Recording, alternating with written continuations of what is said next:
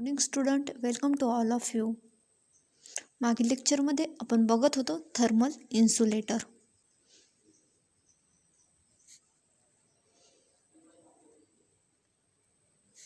त्याची डेफिनेशन बघितली. The material which are use to prevent the flow of heat are known as thermal insulator. Thermal insulator म्हणजे काय? उष्णतेचे वहन रोखण्यासाठी वापरल्या जाणाऱ्या मटेरियलला थर्मल इन्सुलेटर असे म्हणतात. त्यामध्ये आपण बघितलं, the material use to prevent the loss of heat which take place by conductions, convection or radiation.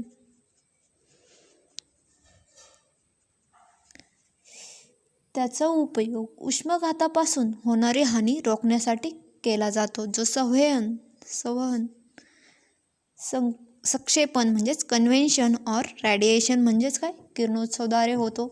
आपण त्यामध्ये बघितलं कन्व्हेन्शन म्हणजे काय, कंडक्शन म्हणजे काय, आणि रॅडिएशन म्हणजे काय. तर रॅडिएशन म्हणजे काय? रॅडिएशन हे इलेक्ट्रोमॅग्नेटिक वेव्ह वापरून केलं जातं. तिथे सॉलिड इलेक्ट्रोमॅग्नेटिक वेव्ह वापरून केलं जातं. तिथे आपल्याला सॉलिड पार्टिकलची किंवा फ्लुइड पार्टिकलची गरज नसते. फॉर एक्झाम्पल सूर्यापासून सन हे काय करतात, एनर्जी रॅडिएट करतात. उष्णता सूर्याची उष्णता जशी सूर्यकिरण हे पृथ्वीवर पडतात.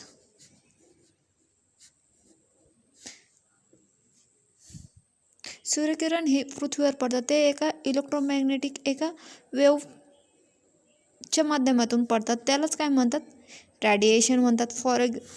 बघू शकतो आपण सेकंड एक्झाम्पल, लाईट आहे. लाईट आपण चालू केला तर त्याचा प्रकाश एका जागेवरून दुसरीकडे, लाईटचा प्रकाश हा एका जागेवरून दुसरीकडे जातो विदाऊट फिजिकल कॉन्टॅक्ट शिवाय हा प्रकाश हा दुसऱ्या जागेवर जातो. त्यालाच काय म्हणतात, रॅडिएशन. तिथे काय झालं, इलेक्ट्रोमॅग्नेटिक रॅडिएशन. फॉर एक्झाम्पल, आपण एखाद्या गॅस फ्लेमजवळ उभी आहे, गॅसच्या फ्लेमजवळ उभी आहे, तर आपल्याला तिथे उष्णता जाणवते. कारण की तिथे काय होतं, इलेक्ट्रोमॅग्नेटिक रॅडिएशन होतं. त्यानुसार आपल्याला तिथे काय होतं, रॅडिएशन होतं. त्याच्यामुळे आपल्याला ती उष्णता जाणवते तिथे. हे झालं रॅडिएशन. सेकंड पॉईंट आहे आपला कॅरेक्टरिस्टिक्स ऑफ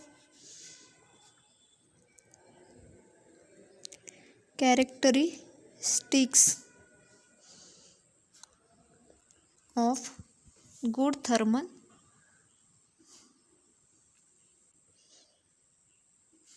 इन्सुलेटर. तर characteristics of good thermal insulator.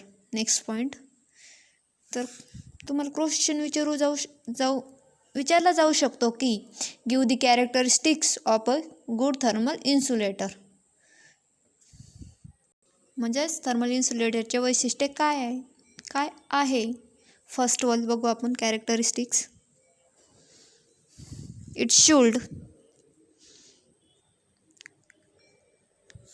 It should have low thermal conductivity.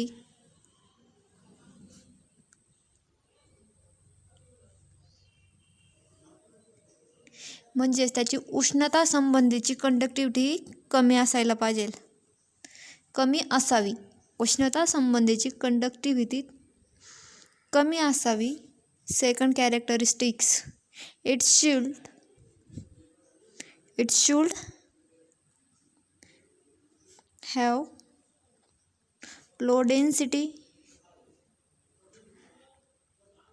त्याची घनता ही कमी असावी. Third one, It should be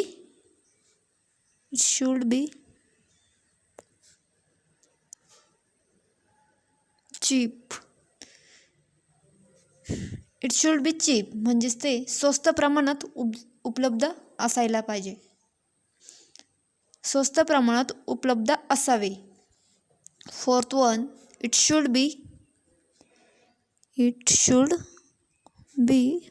fireproof. म्हणजेच काय, अग्नीचे रोधक असावे, ते अग्नीचे रोधक असावे. Fifth one, it should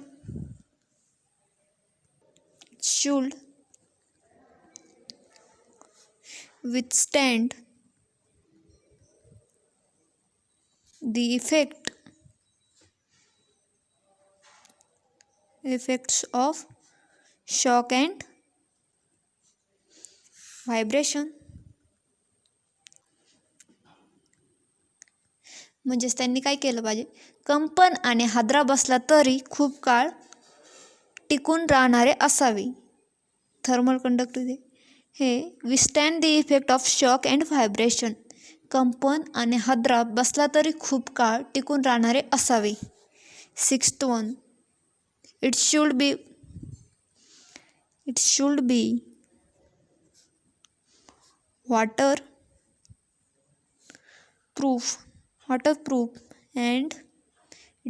waterproof and hence it resists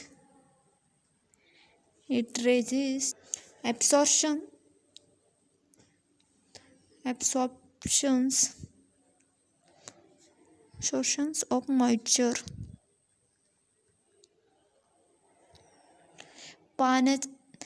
पाण्याचा रोधक असावा आणि कोणत्याही प्रकारच्या ओलावा शोषून घेता कामा नाही, ओलावा शोषून घेणारे नसावे. It should B, next one, it should be stable at working temperature.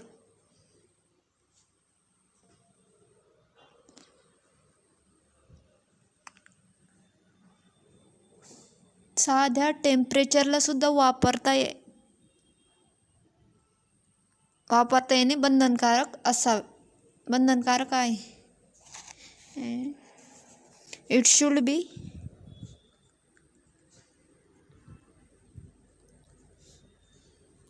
should not give any odor while use. वापरताना कोणत्याही प्रकारचा वास येता कामा नाही त्याच्यातून. 9, it should be capable to bearing the load applied on it during working. It should be capable to bearing the load applied on it during working. कामाच्या वेळी त्यावर काही प्रमाणात लोड दिला तरी तो सहन करण्याची क्षमता त्याच्यात असली पाहिजे. 10th, it should be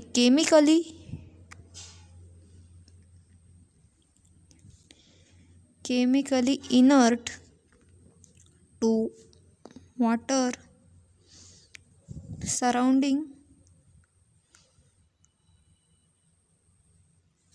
atmosphere and high temperature. जास्त तापमानाला पाणी, हवा व इतर घटकांशी कोणत्याही प्रकारचे केमिकल रिॲक्शन दाखवता कामा नये. हे त्यांचे एवढे कॅरेक्टरिस्टिक्स असणे गरजेचं आहे थर्मल इन्सुलेटरमध्ये. हे झालं characteristics of thermal insulator. First one, it should have low thermal conductivity, त्याची कंडक्टिव्हिटी कमी असावी. It should have low density, त्याची घनताही कमी असावी. इट शुड बी चीप, ते स्वस्त दारात उपलब्ध असावे. It should be fireproof. ते अग्नीचे रोधक असावे. इट शुड विस्टँड the effect of shock and vibrations. कंपन आणि हादरा बसला तरी खूप काळ टिकून राहणारे असावे. It should be waterproof and hence it resist the absorptions of moistures. पाण्याचा रोधक असावा आणि कोणत्याही प्रकारचा ओलावा शोषून घेता कामा नये. आणि it should be stable at working temperature. साध्या टेम्परेचरला सुद्धा वापरता येण्यास ते बंधनकारक असले पाहिजे. It should be not give any odour while use. वापरताना कोणत्याही प्रकारचा वास येता कामा नाही त्याच्यात. Next, it should be capable to bearing the load apply its during working. कामाच्या वेळी त्यावर काही प्रमाणात लोड दिला तरी तो सहन करण्याची क्षमता त्याच्यात असली पाहिजे. It should be chemically inert to water surrounding atmosphere at high temperature. जास्त तापमानाला पाणी, हवा व इतर घटकांशी कोणत्याही प्रकारचे केमिकल रिॲक्शन दाखवता कामा नये. हे झाले characteristics of good thermal insulator. Thank you.